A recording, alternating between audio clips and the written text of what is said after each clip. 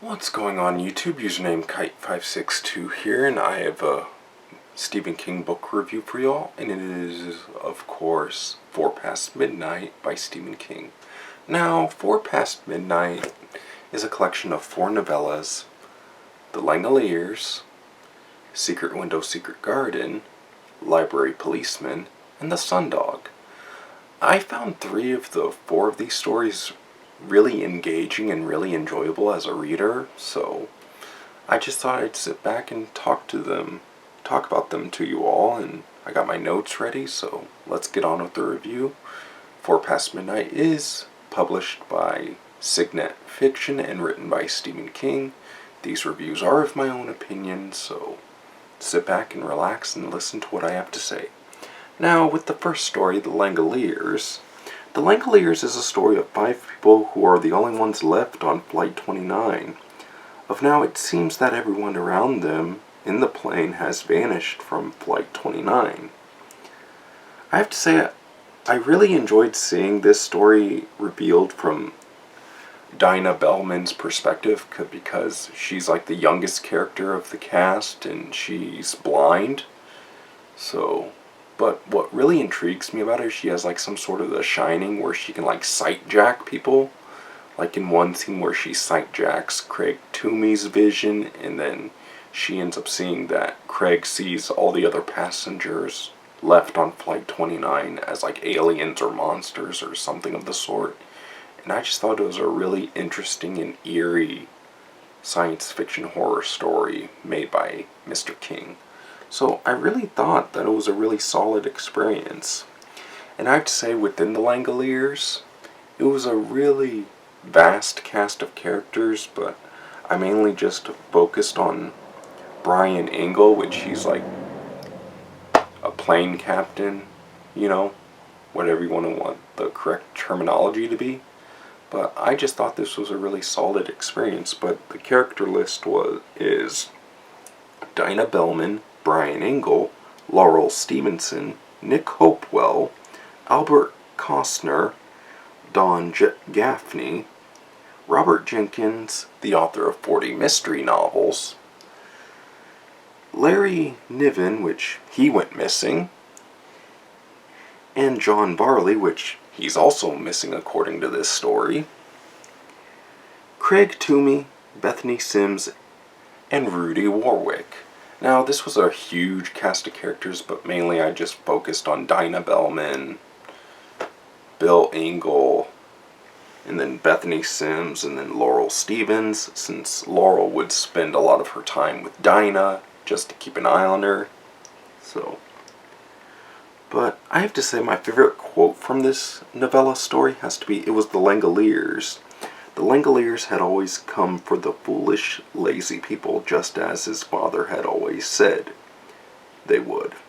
Craig Toomey, page 86 of 4 Past Midnight. Now, the Langoliers themselves, I've seen the miniseries from the Sci-Fi Channel as a rerun, and it was an early form of CGI, but I definitely prefer the book more as a reader. Anyway, another little side note that I've written down here. Apparently when the passengers made it to the main airport, all of the food is tasteless and lack of texture, since it's basically a sci-fi story based around time travel pretty much. So they're stuck in yesterday, but it's frozen. But it was just a really enjoyable experience. But when they got to the main airport, Dinah keeps on hearing the Langoliers in the background saying that it was like Rice Krispies having milk poured onto them, or something around those lines, but it was a really solid experience. But anyway, as I was saying, apparently when the passengers made it to the main airport, all of the food is tasteless and lack of texture as well.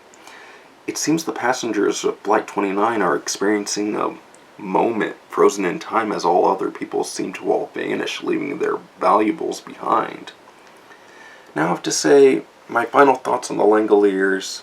Overall, the Langoliers was a solid sci-fi horror story in my opinion. Every page turn had me at the edge of my seat, and is, again, much better as a written story than as an adaptation, in my opinion. So let's get on with the second story, Secret Window, Secret Garden. So the plot is, Mort Rainey is accused of plagiarism from this mysterious guy named John Shooter. What unfolds is really surprising to me, and some of the moments, like near the end of the story, really reminded me of the Dark Half, but that's all I'm going to say. I have to say this was a really solid thriller story for me as a reader, and it was just all around an enjoyable experience. So, my favorite quote from this story is, "The wife was a cold, loveless bitch who cared only for her garden and her canning."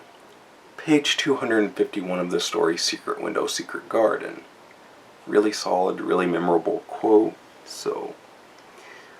But back to my notes, it turns out the man in the work shirts is named John Shooter, a man who wrote Secret Window, Secret Garden, which Mort Rainey also wrote the same story with the same kind of spiel, but it turns out his story was called Sowing Season, and then John's story, Secret Window, Secret Garden, the main character ate corn, and then Mort's character ate beans instead, but like the same diction is kind of similarly there, but it was all in all a really interesting thriller.